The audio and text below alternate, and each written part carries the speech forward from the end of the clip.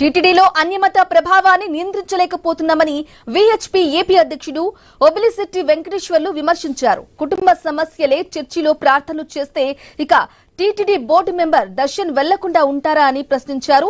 ఈ విషయంలో చర్యలు తీసుకోవాలని డిమాండ్ చేశారు. టీటీడీ బోర్డు, కూటమి ప్రభుత్వం స్పందించాలని కోరారు. హిందూ ధర్మ పరిరక్షణకు చర్యలు తీసుకోవాలన్నారు. ఆర్ఎన్ దర్శన్ అనేటువంటి ఆయన టీటీడీ బోర్డు మెంబర్గా ప్రస్తుతం ఉన్నారు.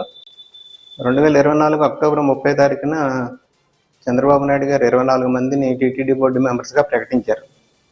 అందులో ఈ దర్శన్ అనేటువంటి ఆయన కర్ణాటక చెందిన పారిశ్రామికవేత్త.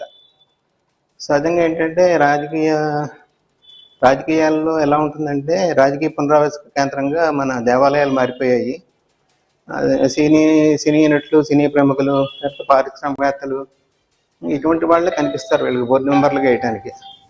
సనాతన హిందూ ధర్మం మీద భక్తి, శ్రద్ధ, విశ్వాసం ఉన్నటువంటి వాళ్ళు ఎవ్వరు కూడా వీళ్ళకి కనిపించరు. వీళ్ళకి చంద్రబాబు నాయుడు గారు ప్రమాణ స్వీకారం చేసిన తర్వాత వారు చెప్పింది ఏంటంటే, గత సంవత్సరం మేము 2025 జనవరి 5వ తారీఖున హైందవ శంకారం అనేటువంటిది కార్యక్రమం విజయవాడలో పెద్ద కార్యక్రమం చేశాము. ఆ కార్యక్రమంలో మేము చేసినటువంటి డిమాండ్ ఏంటంటే అనేకమైన డిమాండ్లు ఉన్నాయి.